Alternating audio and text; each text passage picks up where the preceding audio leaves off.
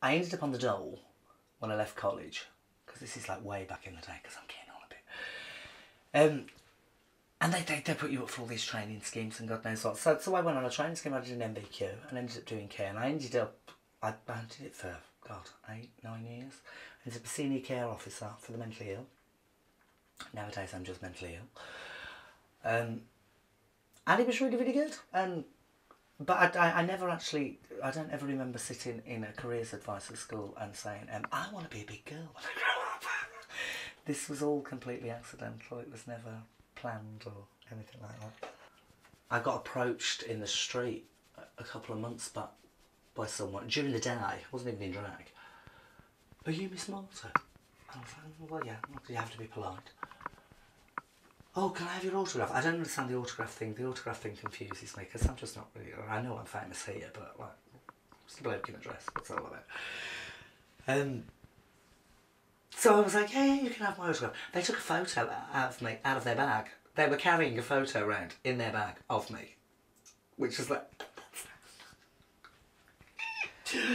Sometimes it's a bit weird, and I had a really bad incident a few years back when I used to work at a venue up the road called Glamorous, and they started having mail arrive at the pub, and it started off that it was nice letters, you know, oh, Miss Marty, I think you're lovely, and I think you're this, and I think you're that, and it was all very sweet and everything. And then it went from being really sweet and really flattering to being a little bit rude. There was sexual content and stuff, and then it gets a little bit nerve-wracking. And then whoever this person was, obviously followed me home one night, and this mail started coming through my door undelivered. And we ended up having to ring the police because whoever it was had obviously decided he wasn't going to get what he wanted. So it went from being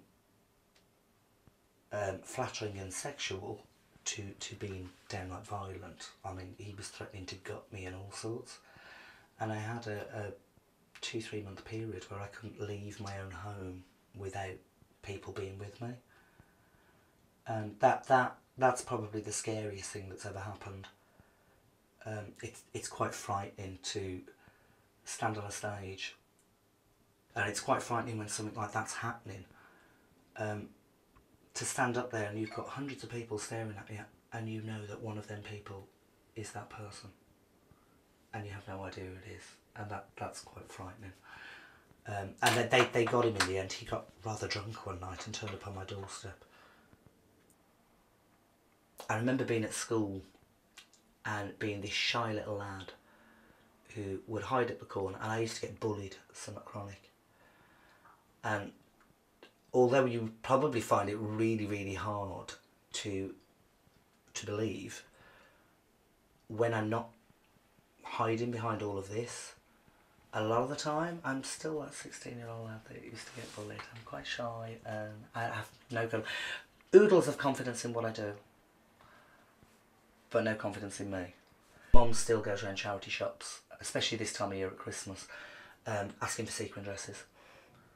And she loves taking them to the counter, and my mum's bigger than I am, and the women behind the counter always do that polite thing where they go, you know that won't fit you.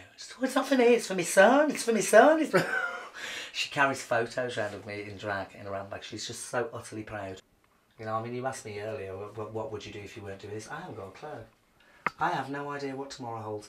But I think I kind of, when my dad passed away, was a huge, huge lesson that you don't know what's around the corner.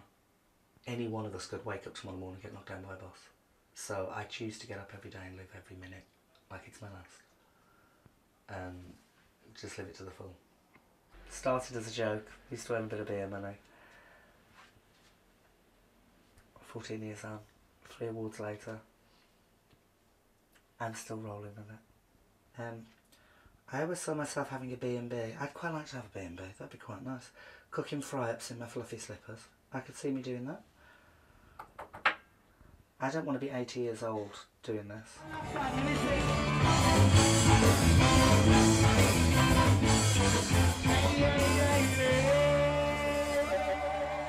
I have a motto: when you die, make sure there's no laughter left in the bank, because you can't take it with you.